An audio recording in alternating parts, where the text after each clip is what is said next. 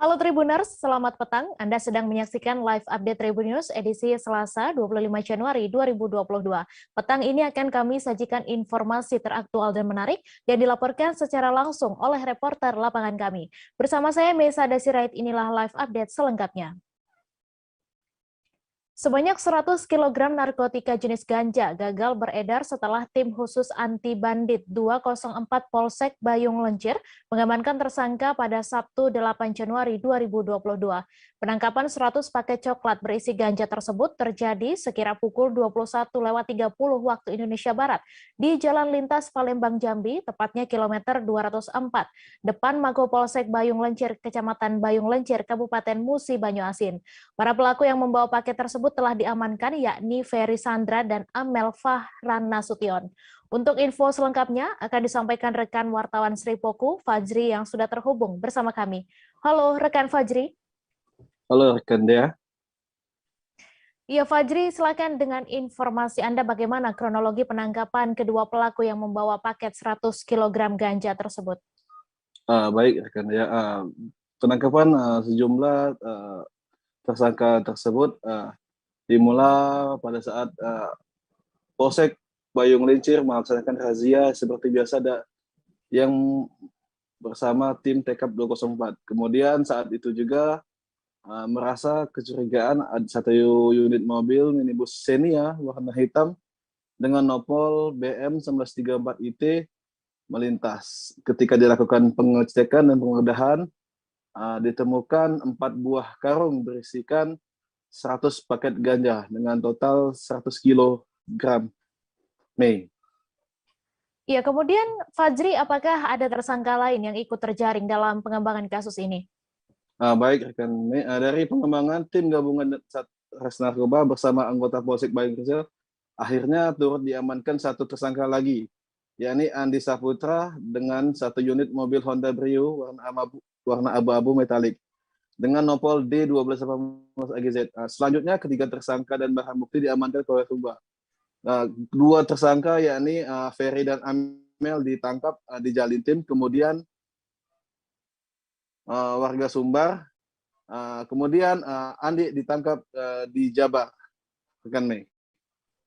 Ya, kemudian dengan begitu barang bukti apa saja yang berhasil diamankan oleh pihak kepolisian?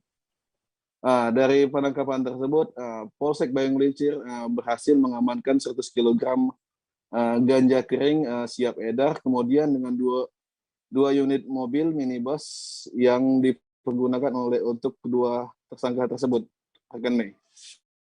Baik, terima kasih rekan Fajri atas laporan Anda, dan Tribuners, wartawan kami juga telah menghimpun wawancara dengan Kapolres Musi Banyuasin. Berikut tayangannya untuk Anda.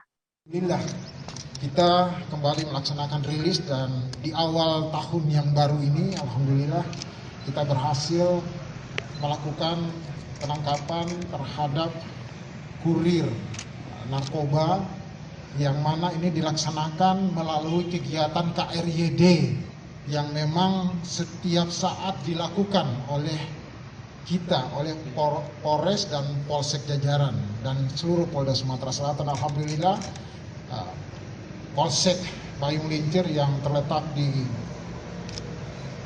depan jalan melakukan KRYD, dan pada hari Sabtu tanggal 8 Januari 2022 tepatnya jam 20.30 ada salah satu mobil yang diperiksa, mobil Xenia, dan di situ didapati ada barang yang mencurigai di dalam karung, 4 karung.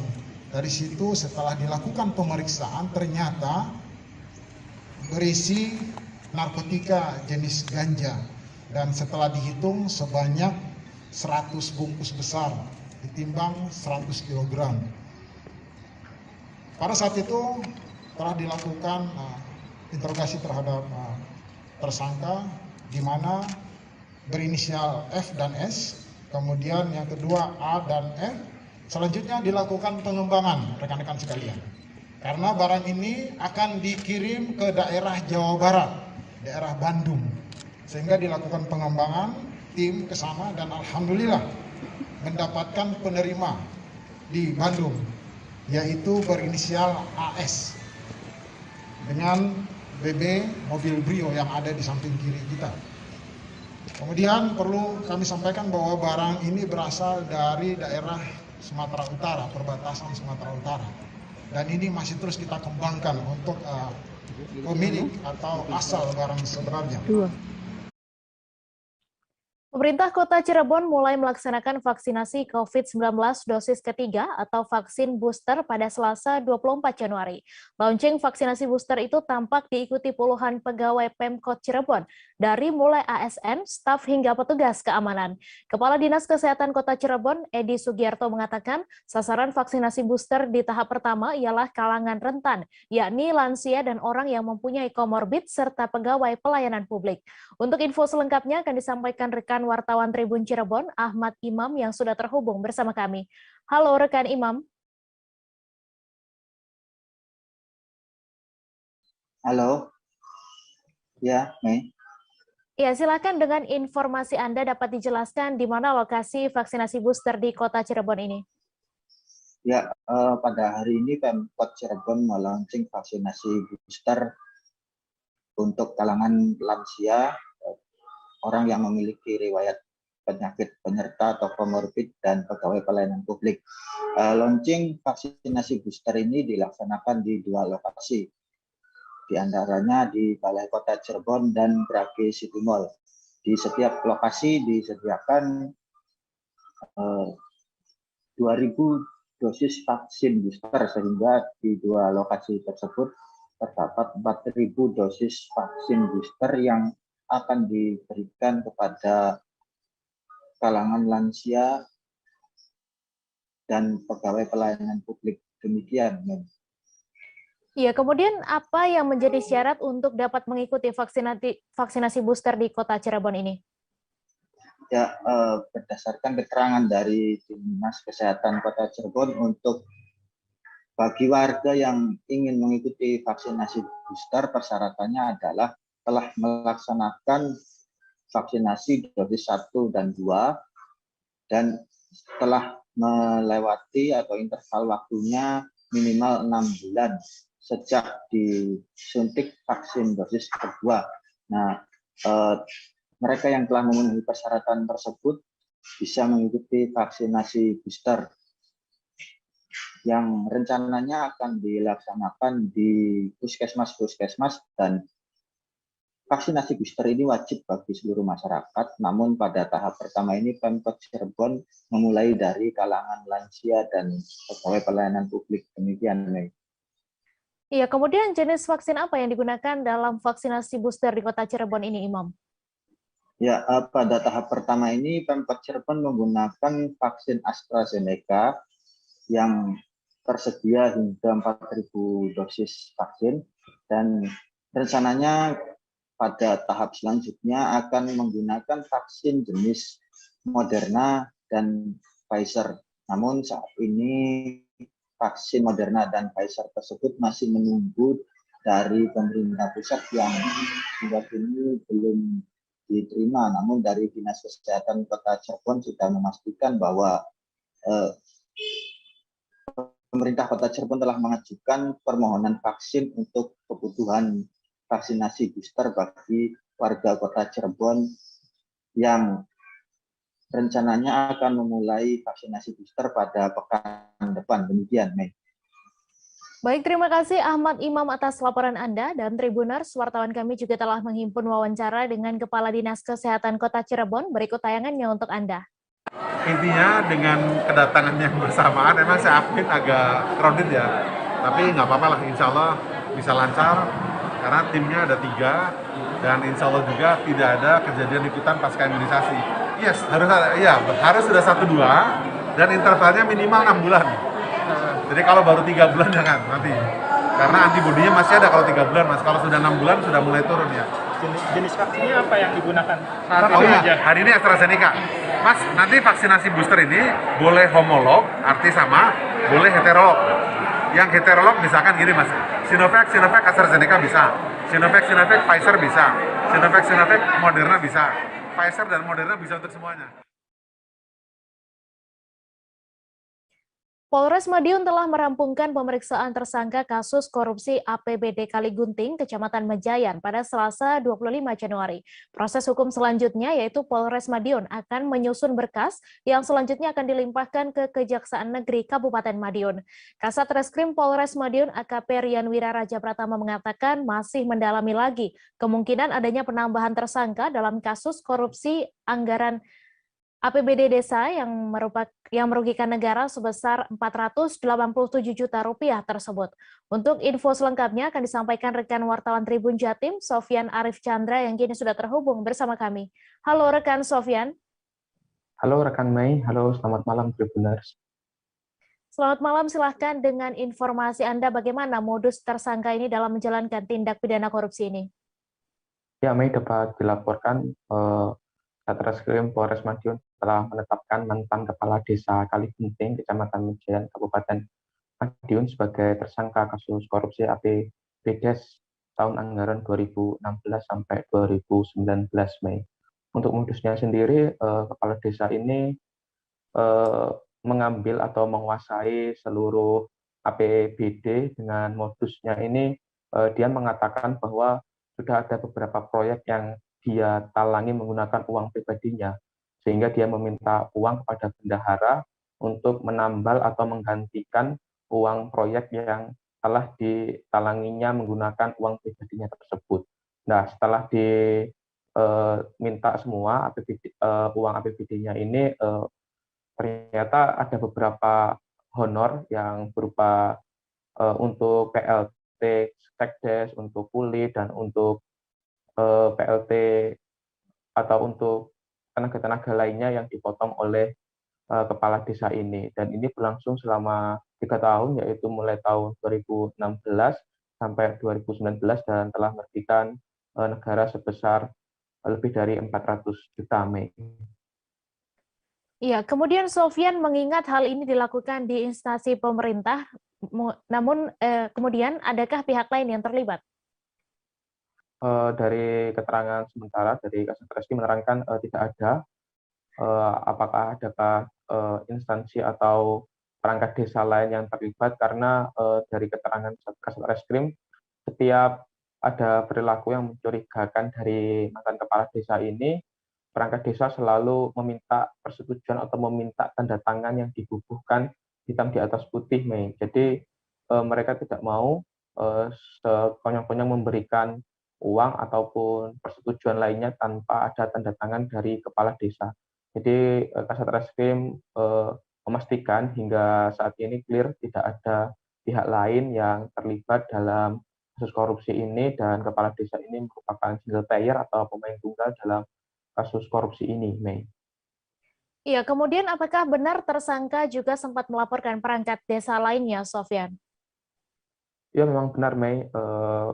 Nur Amin ini sempat melaporkan 2 perangkat desa lainnya saat Satreskrim Polres Madiun akan melakukan pemeriksaan terhadap yang bersangkutan. Yang bersangkutan berdalih bahwa sudah dilakukan audit oleh inspektorat ataupun instansi lainnya sehingga tidak perlu ada pemeriksaan dari Polres Madiun. Namun saat Polres Madiun ini mengatakan mana hasil audit tersebut, yang bersangkutan ini mengatakan sudah diberikan atau sudah diserahkan kepada sekretaris desa dan bendahara. Namun yang bersangkutan mengatakan kedua perangkat desa tersebut, yaitu perangkat desa dan bendahara, menghilangkan hasil audit tersebut.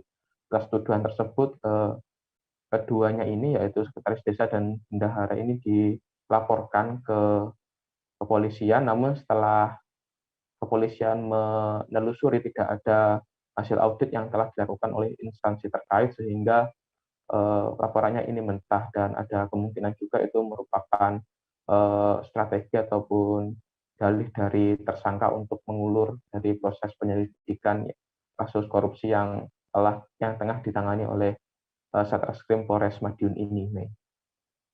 Baik, terima kasih Sofyan atas laporan Anda, dan Tribuners, wartawan kami juga telah menghimpun wawancara dengan Kasat Reskrim Polres Madiun. Berikut tayangannya untuk Anda.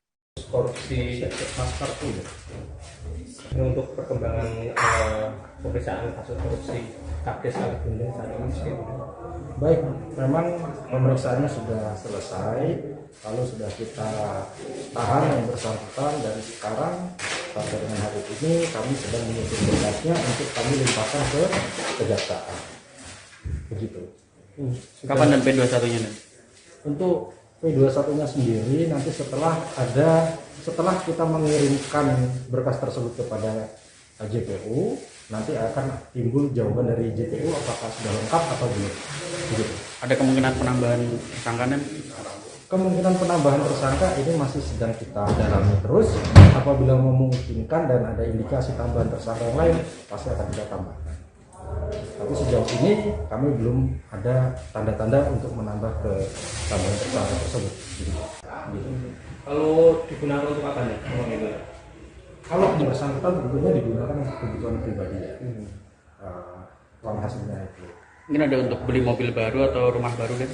Nah, untuk kebutuhan pribadi itu sendiri kami masih dalam untuk melihat apa masih kita dalam. Kami masih akan menyajikan informasi menarik untuk Anda. Seusai jeda sejenak, tetap di Live Update.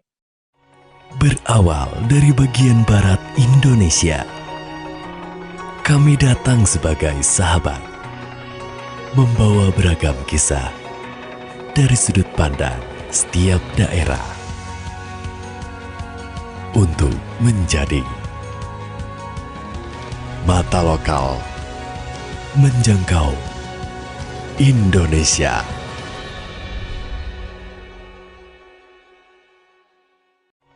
Berawal dari bagian barat Indonesia, kami datang sebagai sahabat, membawa beragam kisah dari sudut pandang setiap daerah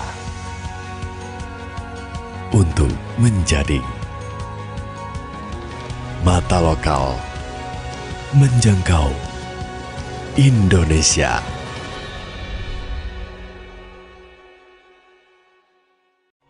Berawal dari bagian barat Indonesia, kami datang sebagai sahabat, membawa beragam kisah dari sudut pandang setiap daerah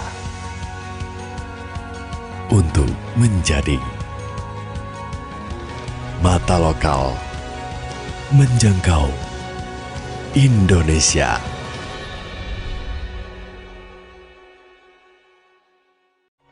Berawal dari bagian barat Indonesia, kami datang sebagai sahabat, membawa beragam kisah dari sudut pandang setiap daerah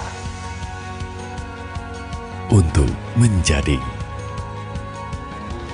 mata lokal menjangkau Indonesia.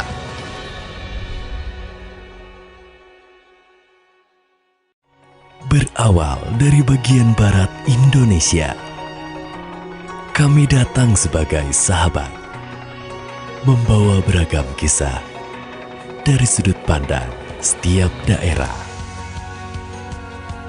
untuk menjadi mata lokal menjangkau Indonesia.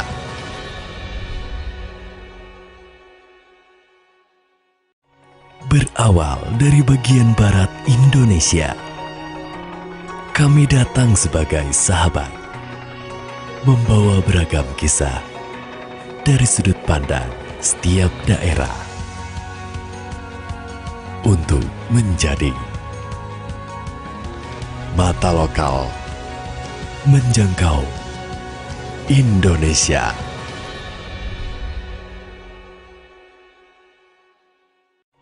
Berawal dari bagian barat Indonesia, kami datang sebagai sahabat, membawa beragam kisah dari sudut pandang setiap daerah untuk menjadi mata lokal menjangkau Indonesia.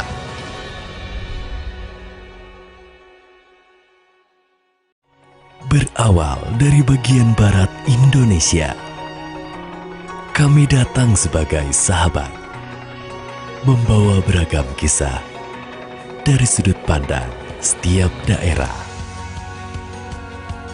untuk menjadi mata lokal menjangkau Indonesia.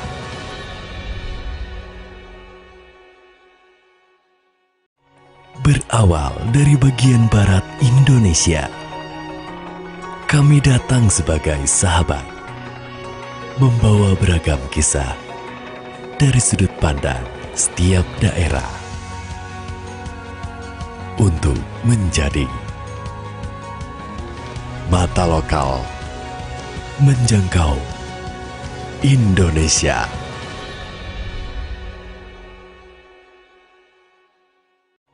Berawal dari bagian barat Indonesia, kami datang sebagai sahabat, membawa beragam kisah dari sudut pandang setiap daerah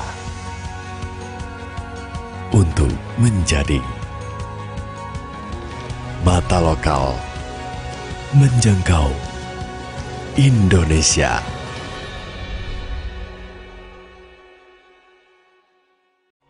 Berawal dari bagian barat Indonesia, kami datang sebagai sahabat, membawa beragam kisah dari sudut pandang setiap daerah untuk menjadi mata lokal menjangkau Indonesia.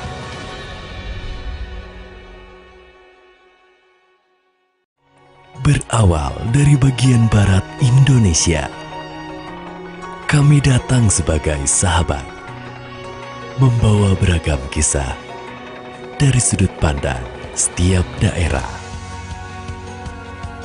untuk menjadi mata lokal menjangkau Indonesia.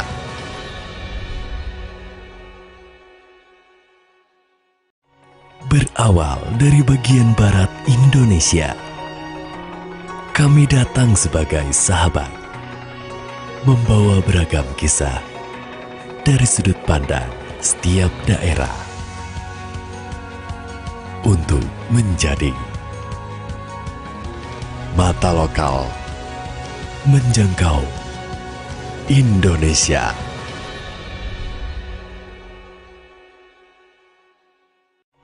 Berawal dari bagian barat Indonesia, kami datang sebagai sahabat, membawa beragam kisah dari sudut pandang setiap daerah untuk menjadi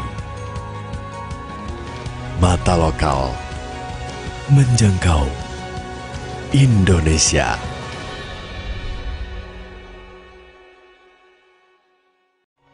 Berawal dari bagian barat Indonesia, kami datang sebagai sahabat, membawa beragam kisah dari sudut pandang setiap daerah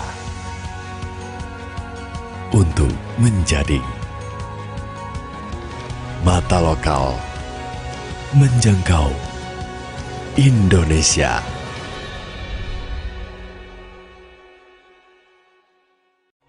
Berawal dari bagian barat Indonesia, kami datang sebagai sahabat, membawa beragam kisah dari sudut pandang setiap daerah untuk menjadi mata lokal menjangkau Indonesia.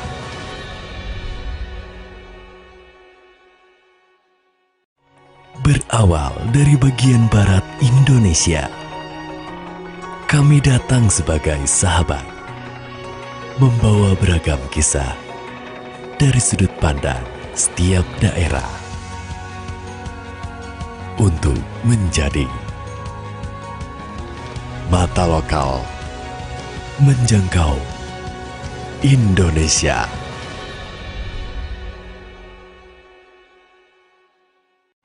Berawal dari bagian barat Indonesia, Kami datang sebagai sahabat, membawa beragam kisah dari sudut pandang setiap daerah untuk menjadi mata lokal menjangkau Indonesia.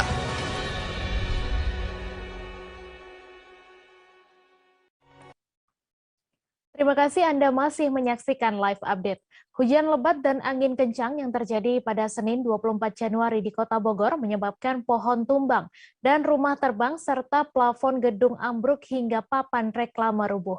Peristiwa pohon tumbang menimpa kendaraan, warung, rumah, dan tempat berjualan. Bahkan langit-langit gedung Institut BPJS ikut ambruk dan wadah penampungan air yang berada di lantai paling atas terbang sejauh ratusan meter. Untuk info selengkapnya akan disampaikan rekan wartawan Tribun Bogor, Lingga Arfian yang kini sudah terhubung bersama kami. Halo rekan Lingga.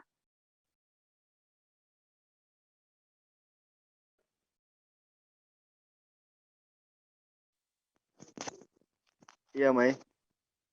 Iya, Lingga, silahkan dengan informasi Anda dari puluhan kejadian tersebut, adakah lokasi yang menjadi titik terparah? Ya, Mei dan rekan-rekan Tribuners, seperti diketahui sore kemarin kawasan Bogor Raya diterjang angin kencang sekitar pukul 14 hingga 15.00 sore waktu Indonesia bagian Barat. Akibat peristiwa tersebut ada beberapa titik yang mengalami kerusakan yang sangat berat gitu, seperti diantaranya adalah baliho yang ambruk di Jalan Soleh Iskandar, tepatnya di Simpang Tolbor, sebuah baliho yang memang sedang dalam perawatan ambruk begitu saja menimpa 35 motor. Selain itu juga di Jalan Dadali di Kecamatan Tanah Sareal, dua mobil tertimpa pohon tumbang yang disapu oleh angin puting beliung. Selain itu juga ada 2 motor dan beberapa bangunan lainnya. Akibat peristiwa itu tidak ada korban jiwa, namun kendaraan rusak parah dan atap gedung pun cukup ini. Selain itu juga lokasi terparah juga ada di kawasan Bogor Barat. Seperti itu, Mei. Ya, kemudian Lingga, seperti apa prediksi BMKG terkait cuaca di Bogor dalam 2 hari ke depan? Ya, Mei dan rekan-rekan Tribuners, diketahui bahwa hampir 3 hari ke depan Stasiun Klimatologi Bogor menginformasikan peringatan dini bahwa akan terjadi cuaca ekstrim, diperkirakan pada 2 hari hingga 3 hari ke depan yang akan terjadi bisa pagi hari, siang, dan sore. Hal tersebut dikarenakan adanya prediksi dari analisa angin yang dilaksanakan oleh Stasiun Klimatologi bahwa akan ada hujan deras dan angin kencang yang terjadi di wilayah Bogor Raya, tepatnya di wilayah Kota Bogor. Seperti itu. Baik, terima kasih Lingga atas laporan Anda, dan Tribuners, wartawan kami juga telah menghimpun wawancara dengan saksi yang melihat pohon tumbang serta billboard ambruk. Berikut tayangannya untuk Anda. Tuh, udah angin lebat. Nah, itu ada 3 mobil, ternyata mobil depan itu mobil teman saya. Nah, mobil belakang yang kedua itu Panther. Setelah habis dari situ tuh, dia udah ngambil ke kanan. Nah, kita ngambil kanan juga, ngambil kanan. Dia kenapa pelan-pelan? Gitu, nggak ngasih jalan. Saya udah tahu bahwa ini akan ada tumbang. Nah, akhirnya saya ngambil kanan. Kalau nggak ngambil kanan itu, ya wassalam saya di kiri. Kayak gitu. Nah, setelah itu udah ada ke depan kayak gini, nah akhirnya saya mundur. Kalau nggak mundur ya atap halaman kabin saya. Ini kena pohon berapa? Ini Pak, udah pohon ini aja. Apa aja yang kena Pak? Paling kap depan. Nah, kap depan tadi saya udah bantu-bantu dengan ojek online, mau geser-geser tidak bisa. Nah kayak gitu, akhirnya ya terpaksa ada satu bapak-bapak yang memberitahu dia itu telepon aja damkar. Akhirnya saya minjem ke Mas yang motornya kena juga tuh. Nah akhirnya damkar Berapa mobil? Kita jam 14.15 menit ya. Tidak lama kemudian ada hujan besar, kayak angin kencang. Kayak kebetulan posisi saya sedang standby di depan toko ya.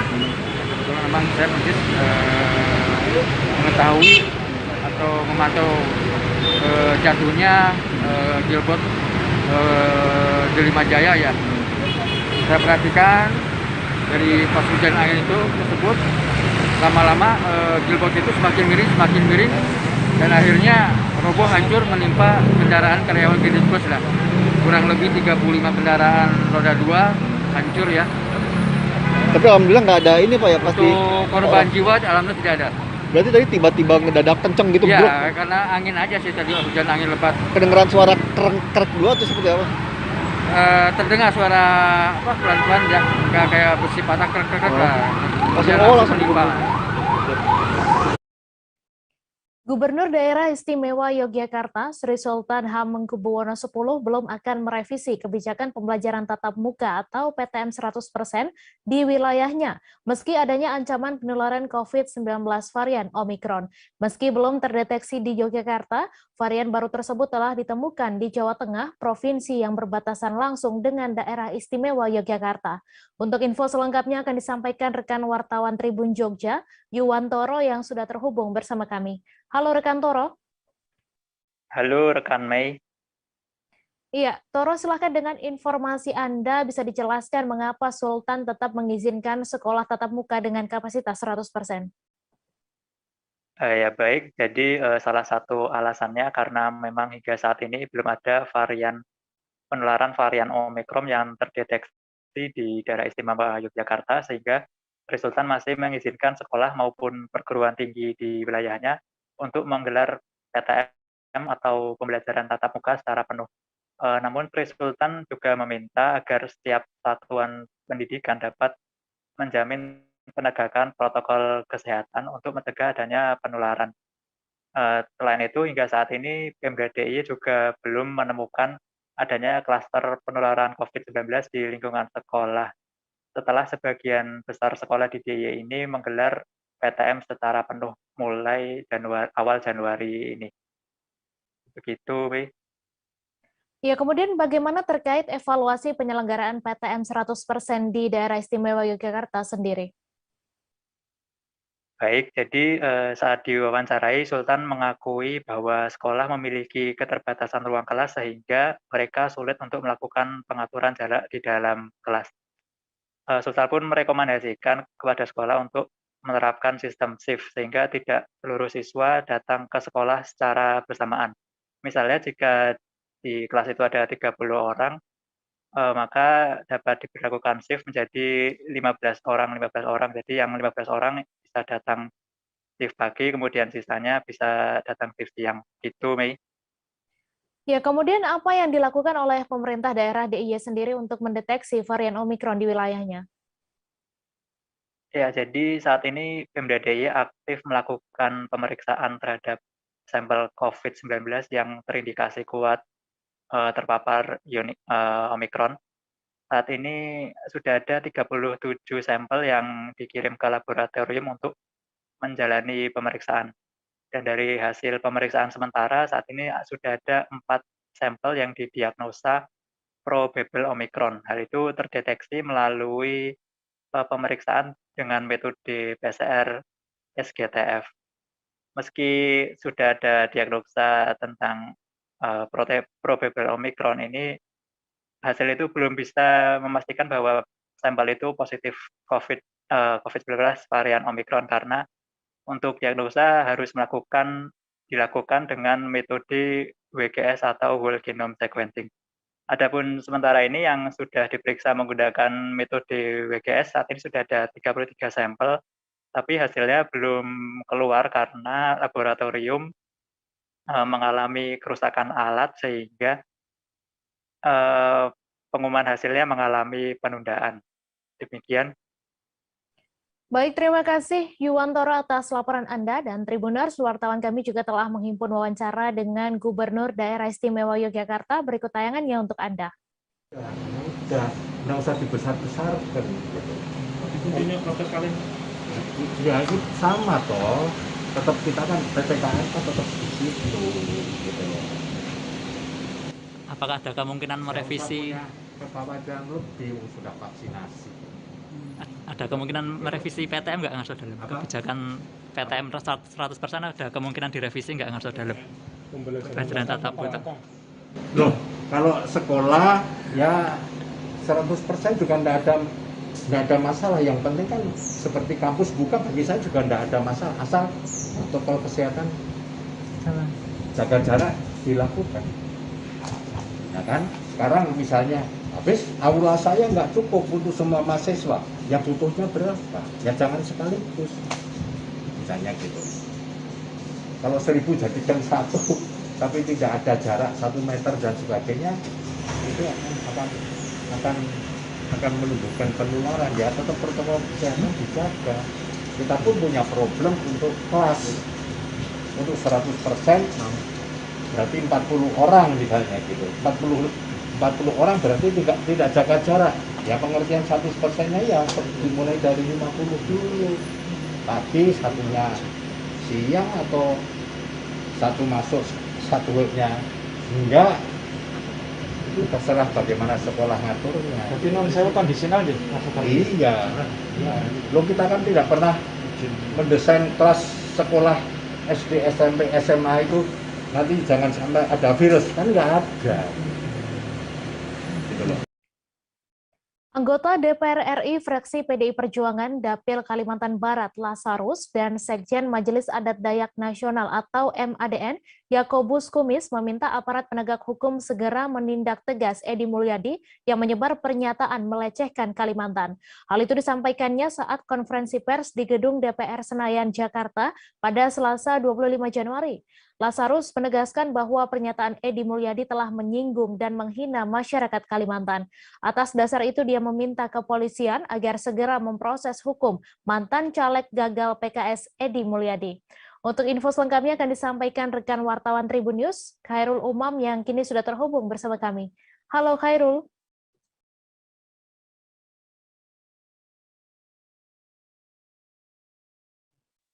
Halo rekan Mei. Ya, Khairul, silakan dengan informasi Anda apa saja yang disampaikan Lasarus dan Yakobus dalam konferensi pers tersebut. Ya, seperti yang sudah disampaikan tadi bahwa anggota DPR RI fraksi PDI Perjuangan Lasarus mendesak pihak kepolisian agar segera memproses hukum Edi Mulyadi yang telah dinilai melecehkan dan menghina masyarakat Kalimantan. Selain itu, Lasarus juga menilai sosok Edi Mulyadi memang seringkali membuat pernyataan yang kontroversial. Sementara itu, di sisi lain juga permintaan maaf yang telah dilayangkan Edi Mulyadi itu dinilai tidak cukup karena disampaikan dengan tidak sopan dan juga tidak beritikat baik. Sementara itu, Sekjen MADN Yakobus Kumis mengecam keras pernyataan Edi Mulyadi. Karena memang senada dengan Lasarus, Yakobus menilai bahwa pernyataan tersebut telah menyinggung masyarakat Kalimantan secara umum. Selain itu juga Edi menilai bahwa Yakobus menilai bahwa pernyataan Edi ini telah menebarkan kebencian dan perasaan kebencian yang mengadu domba. Atas dasar itu memang masyarakat adat Dayak Nusa Nasional ini mendesak agar pihak kepolisian segera memproses hukum Edi Mulyadi. Ya, kemudian bagaimana sikap adat Dayak menyikapi pernyataan Edi Mulyadi tersebut? Apakah ada sanksi secara adat untuk Edi Mulyadi atau seperti apa? Seperti yang sudah disampaikan tadi, memang masyarakat adat ini mengecam keras pernyataan Edi Mulyadi tersebut. Sementara itu untuk secara adat juga memang nantinya setelah polisi memproses hukum Edi Mulyadi ini, Yakobus mengatakan bahwa secara adat nanti akan ada sanksi yang akan dijatuhkan kepada Edi Mulyadi. Dia tadi menyatakan bahwa sanksi tersebut nantinya akan dibicarakan terlebih dahulu dengan masyarakat Penajam Pasar Utara sebagaimana ibu kota yang akan pindah ke daerah tersebut. Demikian, rekan Mei. Iya, kemudian bagaimana tindak lanjut jika Edi Mulyadi ini tidak meminta maaf secara terbuka kepada warga Kalimantan? Tadi juga disebutkan bahwa masyarakat Dayak akan terus mendesak Edi Mulyadi untuk meminta maaf secara terbuka, dan jika memang nantinya pihak kepolisian tidak segera memproses Edi Mulyadi, maka seluruh masyarakat atau warga Kalimantan di seluruh Indonesia akan bergerak, entah itu akan mendatangi Polda di masing-masing daerah ataupun nanti akan bergerak menuju ke Jakarta ini. Demikian rekan Mei. Baik, terima kasih Hairul Umam atas laporan Anda, dan Tribuners, wartawan kami juga telah menghimpun wawancara dengan anggota DPR RI fraksi PDI Perjuangan Daerah Pemilihan Kalimantan Barat, Lazarus, serta Sekjen MADN Yakobus Kumis. Berikut tayangannya untuk Anda. Saya tadi sudah menghubungi Bapak Presiden MADN, kebetulan beliau lagi ada tugas di luar, dan menyampaikan pesan Presiden MADN kepada masyarakat yang ada di Kalimantan, khususnya masyarakat Dayak yang saat ini sangat bereaksi kuat, keras, untuk tetap tenang dan menyerahkan persoalan ini kepada prosedur hukum yang berlaku, supaya pihak aparat kepolisian, penegak hukum dapat bekerja dengan baik. Dan kami minta jangan ada melakukan tindakan-tindakan yang melanggar hukum, yang dapat justru memperkeruh suasana di mana kita mau penegakan hukum ini berjalan dengan lancar dan baik. Saya kira seperti itu. Terima kasih sekali lagi atas perhatian kita semua. Adil Kak Talino, Bacuramin Kak Saru.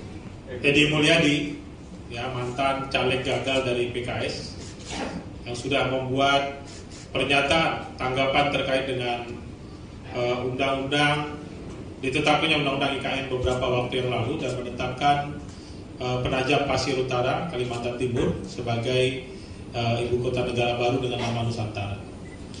Beliau mengkonotasikan pilihan terhadap ibu kota negara baru ini dengan sebutan kata-kata yang sangat tidak pantas.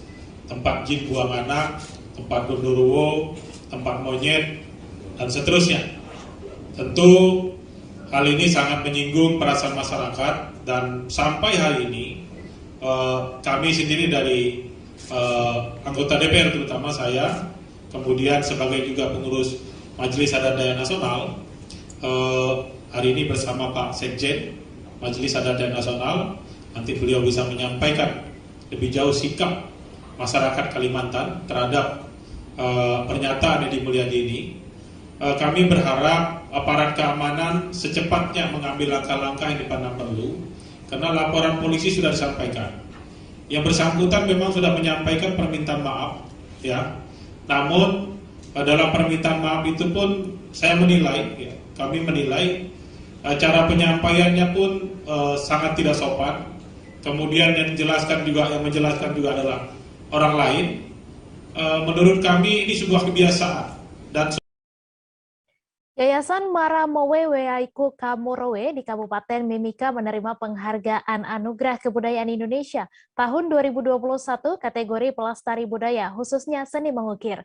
Penerimaan Anugerah Kebudayaan Indonesia ini diberikan oleh perwakilan Siswanto, perwakilan Direktorat PT LK Kementerian Pendidikan dan Kebudayaan Republik Indonesia di Rimba, Papua Hotel pada Selasa 24 Januari.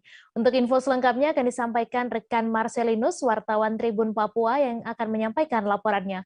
Halo Marcel. Ya, malam rekan Mei.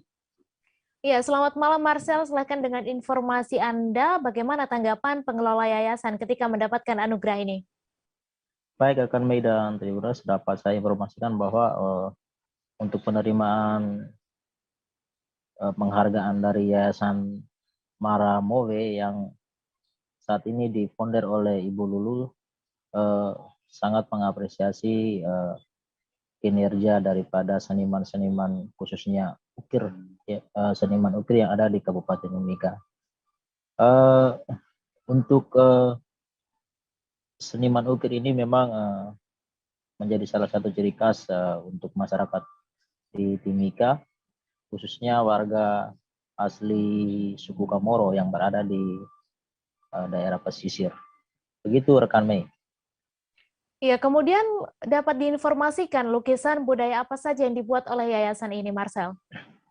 Baik rekan Mei dan Tribuners, dapat saya informasikan bahwa untuk lukisan-lukisan atau ukiran-ukiran terkait ornamen-ornamen ini berupa patung yang melambangkan, salah satunya adalah patung yang melambangkan ciri khas budaya suku Kamoro, kemudian ukiran dalam bentuk buaya, jadi duplikat buaya seperti itu.